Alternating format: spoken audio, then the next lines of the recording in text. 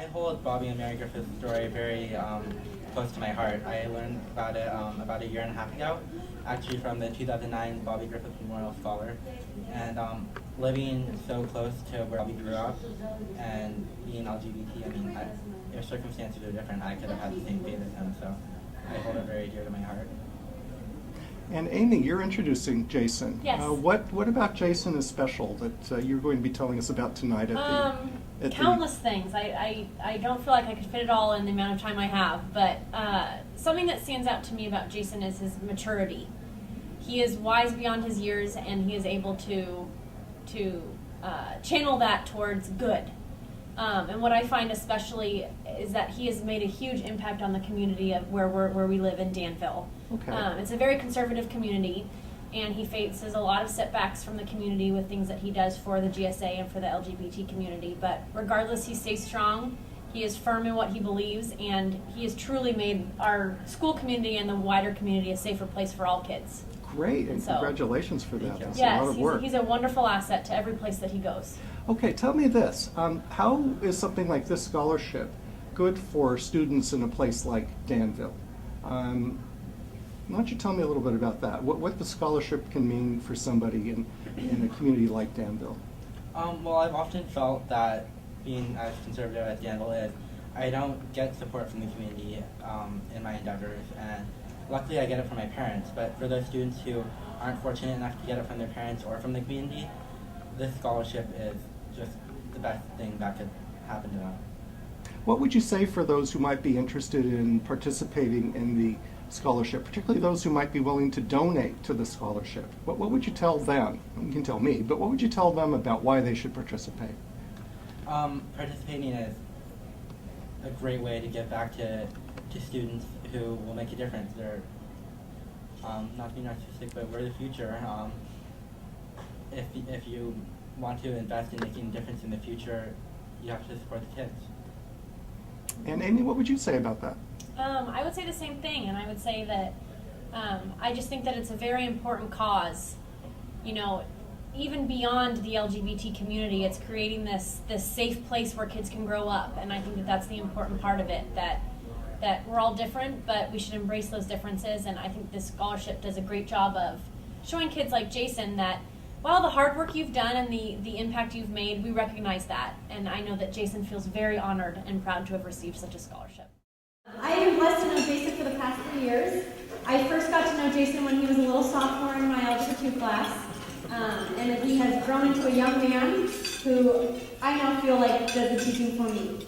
Among his countless accomplishments, Jason has done a great deal of work to service the LGBT community. At Monte Vista High School, he has started and refined several GSA programs by actively seeking feedback from participants, distributing materials, and working very closely with faculty and students. While serving as a leader in countless groups across campus, Jason continually acts with maturity and integrity, staying strong and sticking to his beliefs despite any hardships and setbacks from the very conservative community around him. He stands up as a student not caught up in the drama of adolescence. Rather, he approaches situations with confidence, composure, and enthusiasm. The work that Jason has done to make his school and community a safer, more welcoming place for all students has been invaluable, and I am confident that his persistent commitment to the LGBT community will continue to positively impact the lives of those around him. Those of us who are lucky enough to know Jason will forever be changed for the better. Jason, I am so proud of you. Thank you.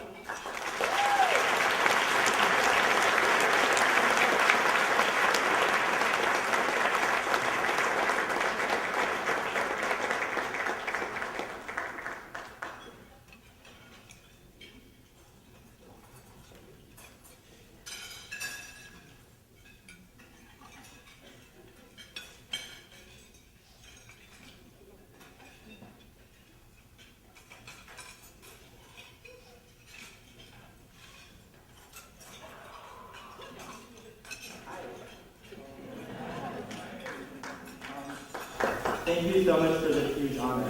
I'm incredibly humbled to have received a scholarship that shares its roots with the incredible story that also inspired the best-selling book and the Academy Award nominated the Golden Globe winning movie, Christ the Lobby. I first became familiar with the story of Griffith and Bobby about a year and a half ago, and I was introduced to the story by actually the 2009 winner of the Bobby Griffith Memorial Scholarship, and my good friend Jenny Yuen. Without any hesitation, I can say that the story of Paris to Robbie is the most moving and inspirational, heartbreaking yet beautiful story of the struggle that so many LGBT people and their families go through. In my opinion, Mary Griffith, Bobby's mother, is the most significant LGBT activist in California, and arguably the most significant in all of history.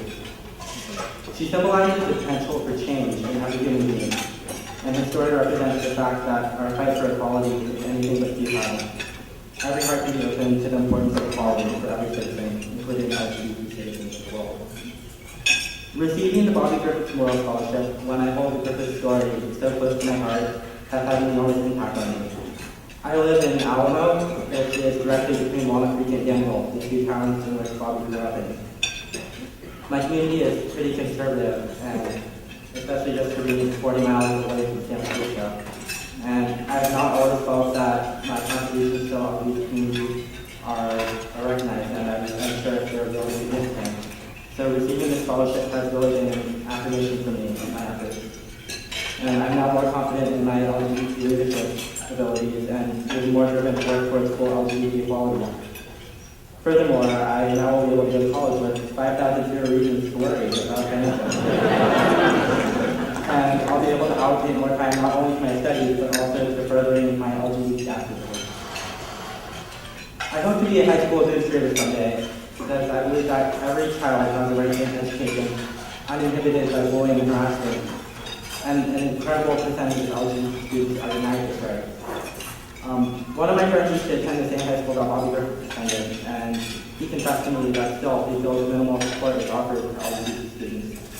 And one of the counselors on my high school called me today, and actually she became a counselor at the high school Bobby went to 2 years after he left. And Leroy asked Karen, the author of Paris to Robbie, interviewed her for the book, and he asked her, what's changed at this high school since Bobby was there? How is it better for LGBT students? And she said, honestly, not much has changed. My goal in life, what I feel is my calling, is to offer as many marginalized teens as possible the love and support that they lack from other sources. After receiving the Bobby Griffith Memorial Scholarship, I feel it is my duty to fulfill this goal, this calling, in honor of the Griffith family and in memory of Bobby. Lastly, I'd like to thank the incredible educators in my life, particularly my 8th grade journalism teacher, Mrs. Glitchy. She couldn't be here right now, and I haven't really talked to her in 4 years, but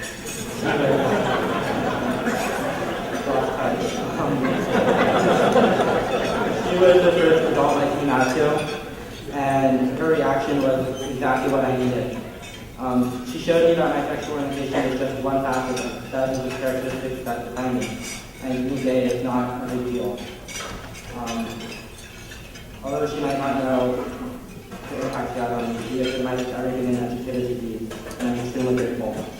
I'd also like to thank the 3 CSA advisors I worked with, Preston, Mrs. Dryling, and Mrs. Hall, and Mrs. Secretary tonight, and as well as all the other adults in the school district who have supported me for my entire education. And I'd like to thank John Washington, who is not here tonight, but she's the most incredible youth LGBT activist I know, and she is the primary organizer of regular LGBT equality rallies in Walnut Creek where Bobby grew up.